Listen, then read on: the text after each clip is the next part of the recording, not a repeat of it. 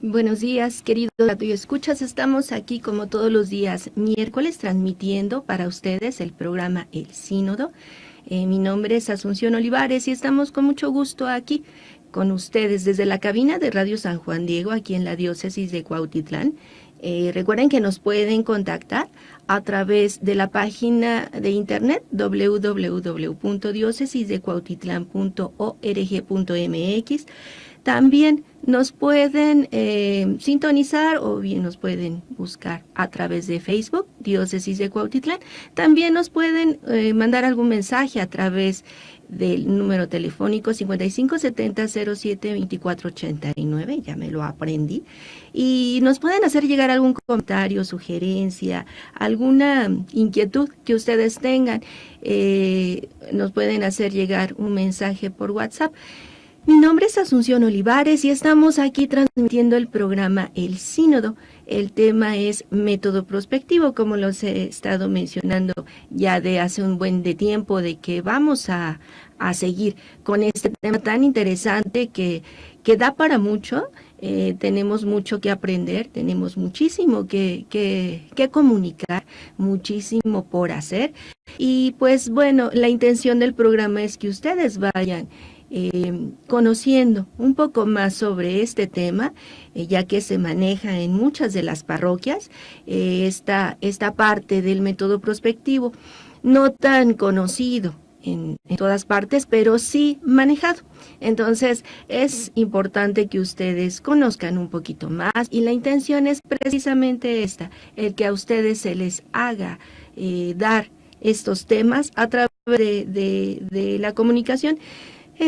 Recuerden también que aquí en la cabina de Radio San Juan Diego pues se transmiten variedad de programas durante la semana y todos están realizados con mucho esfuerzo, con mucho trabajo profesional y vale la pena que ustedes sintonicen la radio para escucharnos.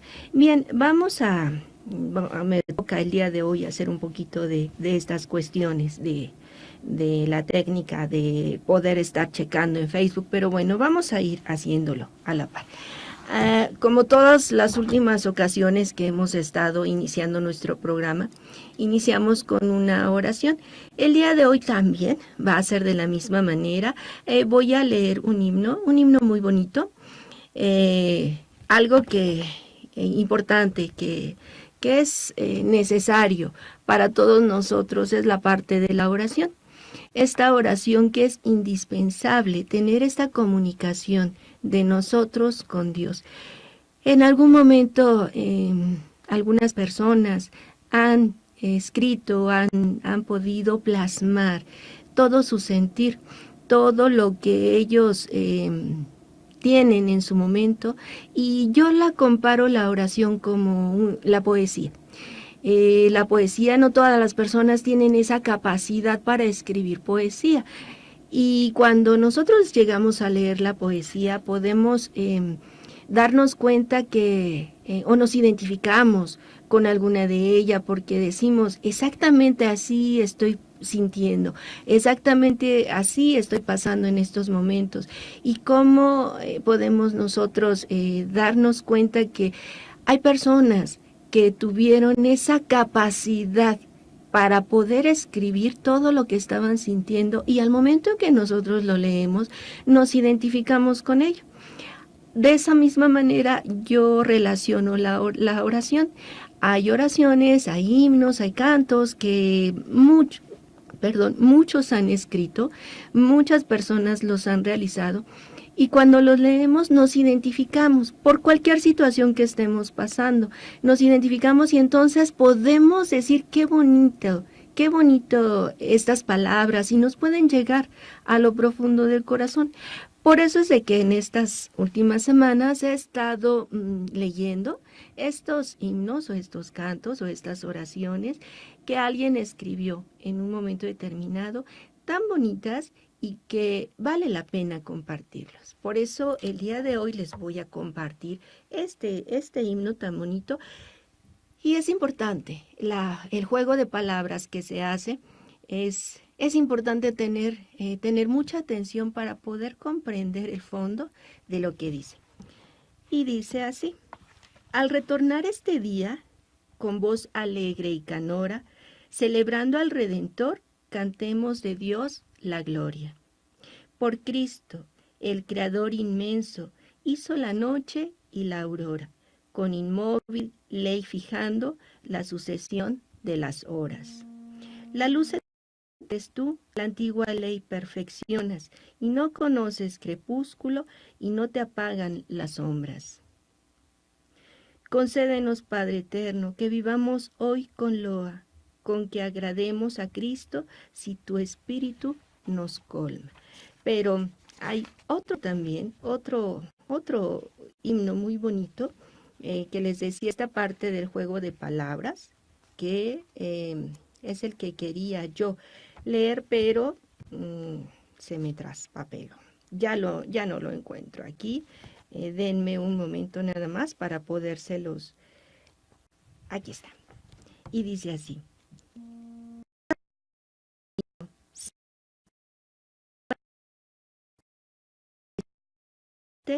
llévame, Señor, contigo, porque el pensar que te irás me causa un terrible miedo, de si yo sin ti me quedo, de si tú sin mí te vas. Llévame en tu compañía, donde tú vayas, Señor, porque bien sé que eres tú la vida del alma mía, si tú vida no me das. Yo sé que vivir no puedo, ni si yo sin ti me quedo, ni si tú sin mí te vas. Por eso, más que a la muerte temo, Señor, tu partida, y quiero perder la vida 1000 veces más que perderte, pues la inmortal que tú das, sé que alcanzarla no puedo, cuando yo sin ti me quedo, cuando tú sin mí te vas. Amén. Pues así es como iniciamos el día de hoy nuestro programa, el método prospectivo, este tema que hemos estado ya manejando de un tiempo atrás. Vamos a hacer un poquito de recordatorio lo que vimos en nuestra sesión pasada. Esta parte en donde estuvimos hablando sobre varias cuestiones. Una, habíamos hecho una línea del tiempo, después habíamos quedado con dos palabras muy importantes, que era la comunidad, la comunión y la espiritualidad, y nos habíamos quedado con la lectura bíblica.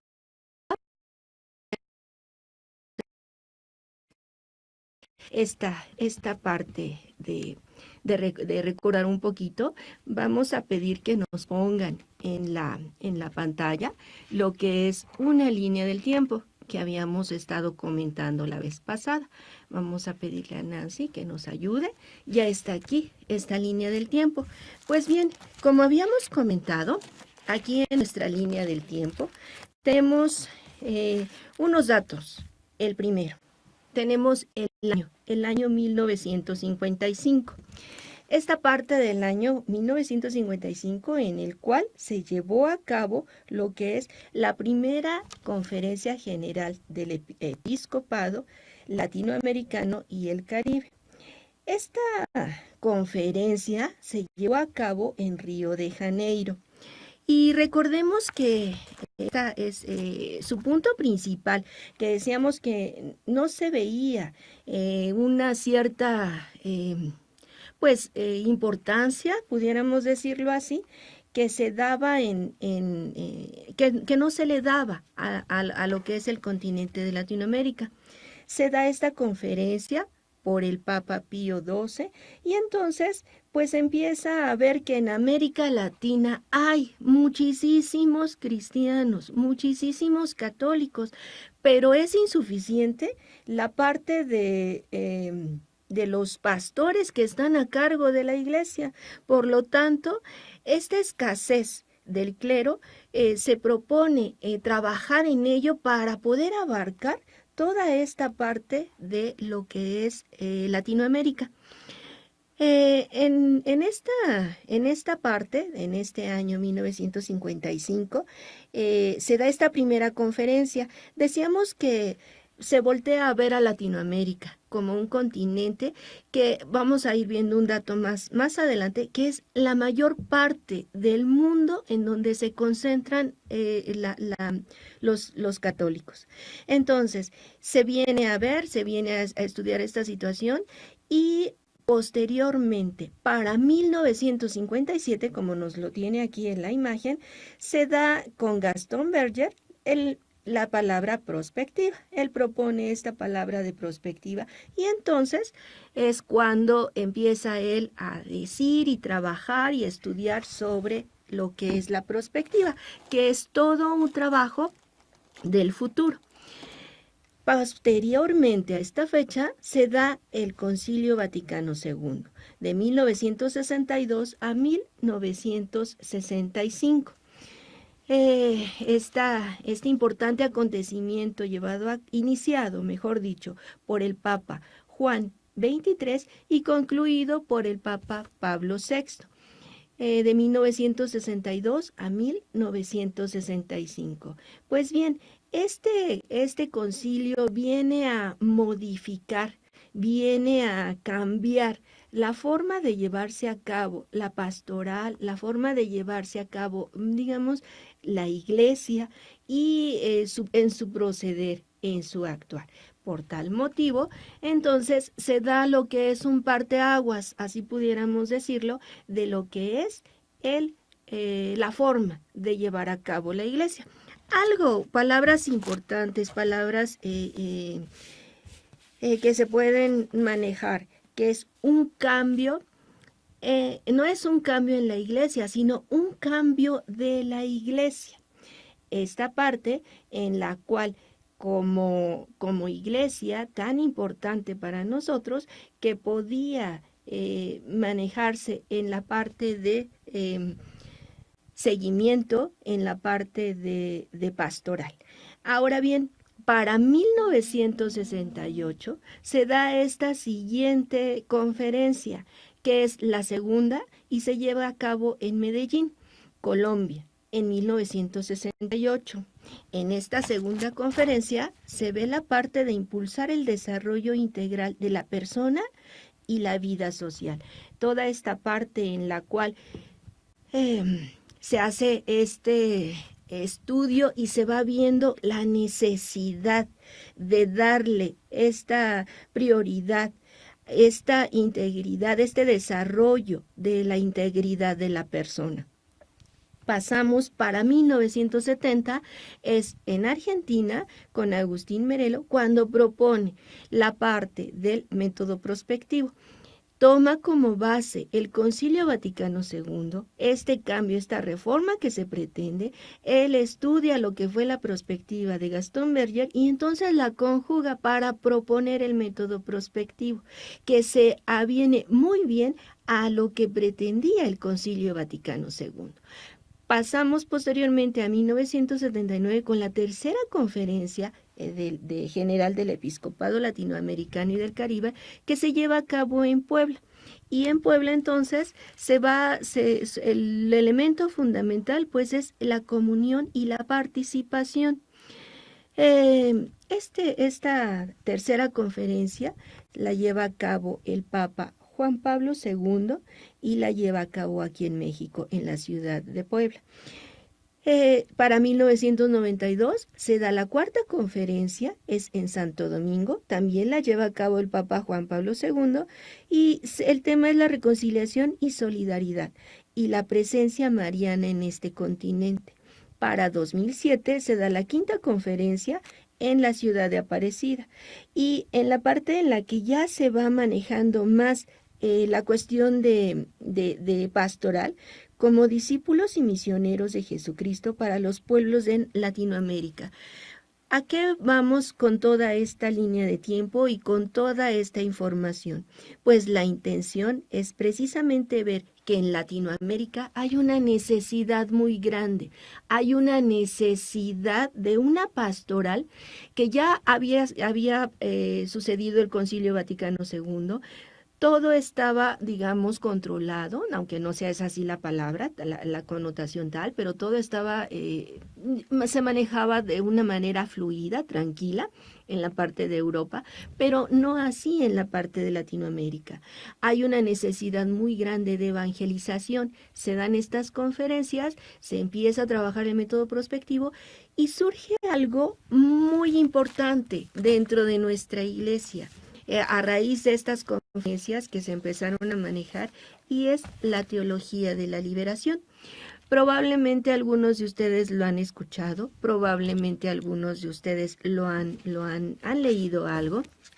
Hay mucha discrepancia sobre este tema, hay muchas cuestiones por ver, por comentar, pero dentro de esta teología de la liberación, uno de los pensadores y quienes llegó a trabajar mucho y reformar, digamos así, esta teología fue Leonardo Boff.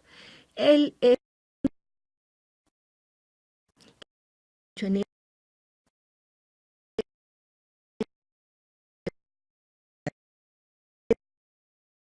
los pobres. Vemos que en Latinoamérica hay muchísima pobreza, muchísima necesidad, hay muchísimas cuestiones por trabajar y que la iglesia tiene que voltear a ver a estos pobres. Propuesta fue en un principio aceptada, pero posteriormente fue muy,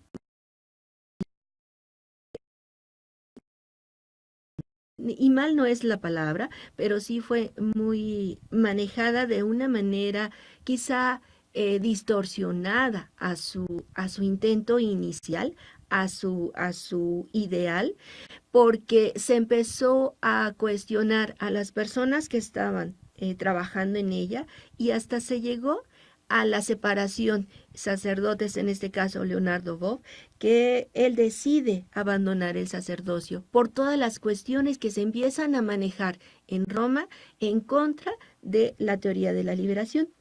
Hay un programa, no voy a entrar en detalle en esta parte de la teoría de la liberación, la teología de la liberación, en donde eh, entrevistan, es en el canal 11, si ustedes tienen oportunidad de verlo, Sacro y Profano, del día 13 de junio de 2016, donde entrevistan a Leonardo Boff.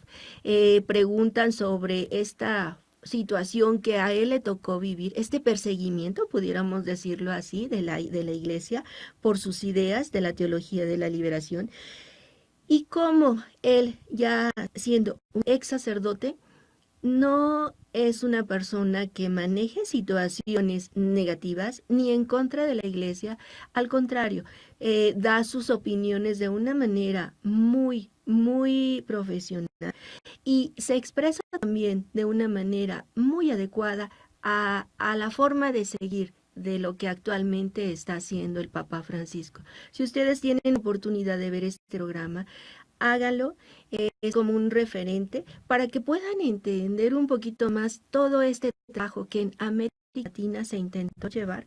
Estamos hablando de los años 1990, estamos hablando de los años antes, 1984, 1992, etcétera. En la actualidad ya esa teología ya quedó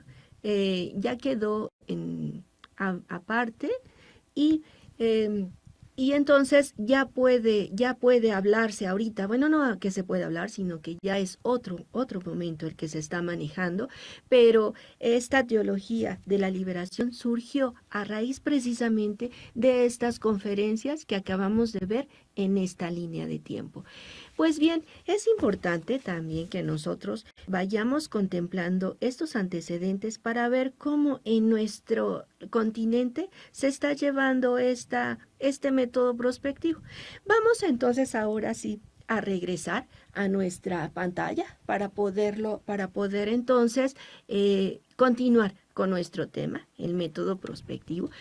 Y bien, habíamos leído en la sesión pasada, sobre esta lectura de la Biblia.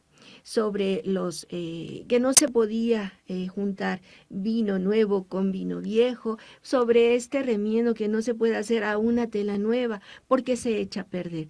Exactamente pudiéramos hacer una analogía, esta parte de lo viejo y de lo nuevo, lo anterior y lo actual. Es así como el Concilio Vaticano II viene a reformar lo anterior y lo nuevo. ¿Para qué? Para que haya un cambio con una urgencia. Lo decía Juan 23, el mundo está cambiando y la iglesia tiene que cambiar. Este cambio tan importante y palabra clave para nosotros. Cambio.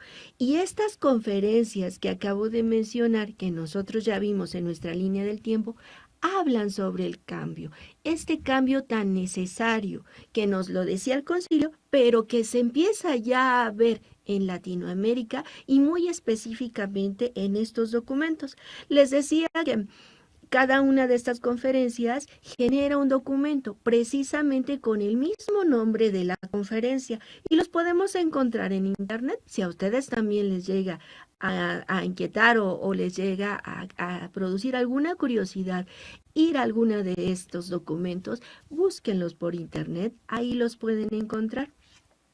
Y algo que les quiero mencionar es en cada documento la parte importante del cambio, cómo lo manejan, cómo lo dicen y explícitamente en cada uno de ellos y nos dice lo siguiente. Pero primero, vamos, en el Concilio Vaticano II, en lo que es la Constitución Gaudium et Spes, que se traduce como Iglesia en el mundo actual, en el número 4 nos dice: el género humano se encuentra hoy en un periodo nuevo de la historia, caracterizado por cambios profundos y acelerados que progresivamente se extienden al universo entero. Desde el Concilio Vaticano II ya nos está hablando de esos cambios. Seguimos para lo que sigue siendo. En la tercera conferencia, estamos hablando de Puebla en 1979, y nos dice: la conciencia cristiana advierte que un cambio profundo sucede en el corazón de nuestras personas y de nuestros pueblos. Otra vez nos vuelve a mencionar la palabra cambio, la urgencia de un cambio necesario por toda la situación que se estaba viviendo en ese momento en Latinoamérica. Para la cuarta conferencia, que estamos hablando de Santo Domingo en 1992, nos lo dice en su número 26. En nuestros días se percibe una crisis cultural de proporciones insospechables, y hablo de una nueva cultura adveniente. La nueva evangelización tiene como finalidad formar hombres y comunidades maduras en la fe y dar respuesta a la nueva situación que vivimos, provocada por los cambios sociales y culturales de la modernidad. Ha de tener en cuenta la urbanización, la pobreza y la marginación. Otra vez la palabra cambios, cambios sociales y culturales.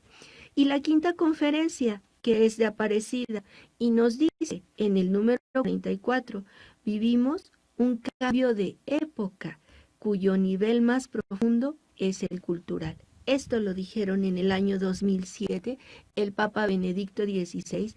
Y bien, este cambio de época, que también en algún momento cuando vimos el PDP, hacía referencia precisamente a este pasaje o a este dato, el número 44 del documento de Aparecida, un cambio de época. Por lo tanto, la Iglesia ante esos cambios no podía quedarse solamente en el sitio en donde estaba, necesitaba urgentemente un cambio.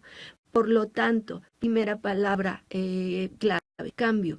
Segunda palabra que también habíamos visto, espiritualidad. Tercera palabra, comunión. Este cambio tenía que darse y tenía que proponerse. Lo hace Agustín Merelo a través del método prospectivo. Entonces, este cambio tiene que darse en la iglesia, dentro de la iglesia, pero no es de de manera individual, cambia la forma de llevarse. Veíamos cómo en lo que era la monástica y lo que era el tiempo de la escolástica siempre era de una manera muy individualizada, siempre se manejaba la parte personal, pero no así la parte comunitaria. Entonces, con este cambio necesario se voltea, se da un giro de lo personal a lo comunitario, de lo individual a lo comunitario. Entonces vamos viendo cómo todas las situaciones se van adaptando, más que adaptando, se van adecuando para poder llevar a cabo esta propuesta del método prospectivo. Si hay un cambio, estamos hablando también de una palabra importante, esperanza.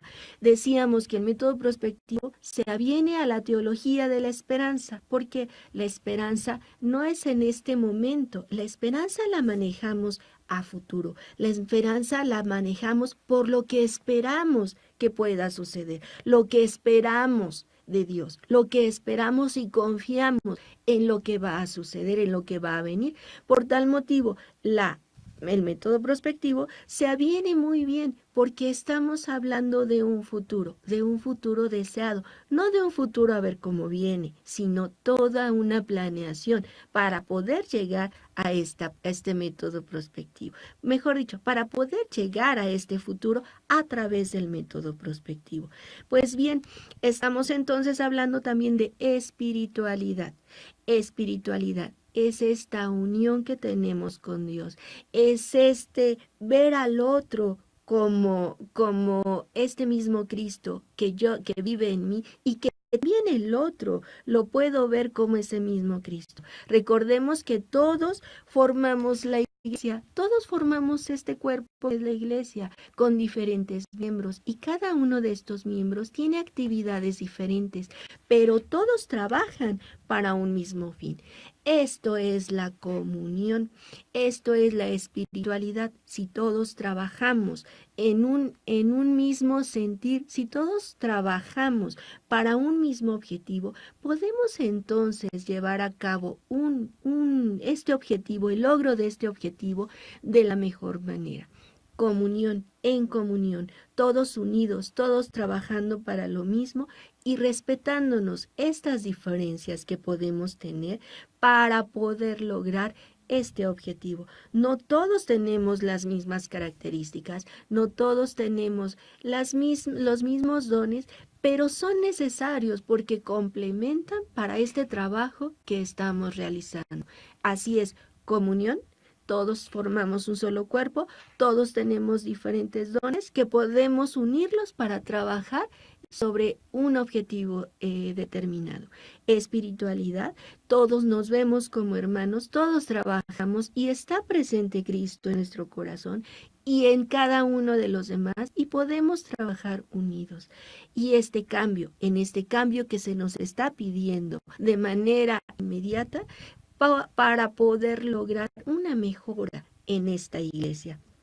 Así es entonces como podemos ahorita sintetizar toda esta parte de antecedente para lograr lo que es el método prospectivo.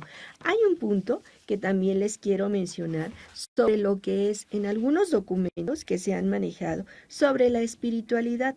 Y nos dice el documento Iglesia en América, en el número 29, que espiritualidad es un estilo o forma de vivir según las exigencias cristianas, la cual es la vida en Cristo y en el Espíritu, que se acepta por la fe, se expresa por el amor y en esperanza es conducida a la vida dentro de la comunidad eclesial.